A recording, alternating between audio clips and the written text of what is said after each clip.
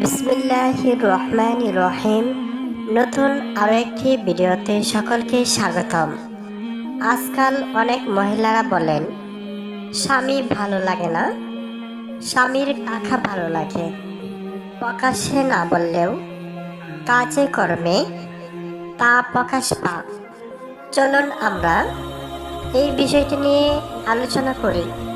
স্বামীর পকেট থেকে গোপনে টাকা নেওয়া অনেক পরিবারে ছোট বিষয় মনে করা হলেও ইসলামের দৃষ্টিতে এটি একটি গুরুতর আমানত ভঙ্গ ও বিশ্বাস নষ্ট করার কাজ। স্বামী স্ত্রী একে অপরের জন্য মহান আল্লাহ রাব্বুল আলামিনের পক্ষ থেকে আমানত স্বরূপ সংসারে শান্তি, ভালোবাসা ও বরকত টিকে থাকে পারস্পরিক সততা ও বিশ্বাসের উপর। যখন স্ত্রী স্বামীর অনুমতি ছাড়া তার পকেট থেকে টাকা নিয়ে নেয়, তখন তা স্বামীর মনে কষ্ট, সন্দেহ ও অবিশ্বাস সৃষ্টি করে। এর ফলে দাম্পত্য জীবনের ভালোবাসা ধীরে ধীরে নষ্ট হতে শুরু করে এবং সংসারে অশান্তি দেখা দেয়। মহান আল্লাহ তাআলা কোরআনে বলেছেন, নিশ্চয়ই আল্লাহ তোমাদের নির্দেশ দেন যে তোমরা আমানত সমূহ যথাযথভাবে আদায় করো।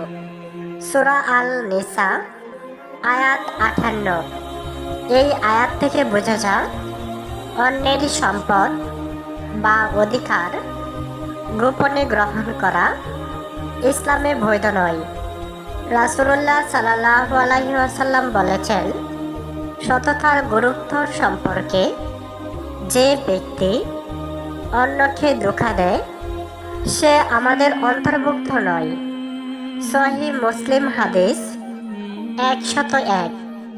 স্বামীর অজান্তে টাকা নেওয়ার মধ্যে এক ধরনের গোপন প্রতারণা থাকে, যা পরিবারে বিশ্বাস ধ্বংস করে দেয়। আবার অনেক সময় এই অভ্যাস মানুষকে ধীরে ধীরে বড় ধরনের গুনাহের দিকে নিয়ে যায়। কারণ ছোট চুরি এক সময় স্বভাব হয়ে দাঁড়া। ইসলামে হারাম উপার্জন বা অন্যায়ভাবে নেওয়া সম্পদ বরকত থাকবে না। রাসূলুল্লাহ সাল্লাল্লাহু আলাইহি ওয়াসাল্লাম বলেছেন, যে দেহ হারাম খাদ্যে লালিত হয় জাহান্নাম তার জন্য অধিক উপযুক্ত। সুনানে তিরমিজি হাদিস 614। তবে ইসলাম স্ত্রীকে সম্মান ও অধিকার দিয়েছে। যদি কোনো স্বামী স্ত্রী ও সন্তানের প্রয়োজন পূরণে কৃপণতা করে, তাহলে স্ত্রী ন্যায্য প্রয়োজন অনুযায়ী নিতে পারে। এই বিষয়ে হিন্দ বিনতে উতবা রাদিয়াল্লাহু আনহা ঘটনা প্রসিদ্ধ। তিনি রাসূলুল্লাহ সাল্লাল্লাহু আলাইহি ওয়াসাল্লামের কাছে অভিযোগ করলে নবীজি বলেন, তুমি তোমার ও সন্তানের প্রয়োজন অনুযায়ী স্বামীর সম্পদ থেকে গ্রহণ করতে পারো। সহিহ বুখারী হাদিস 5364।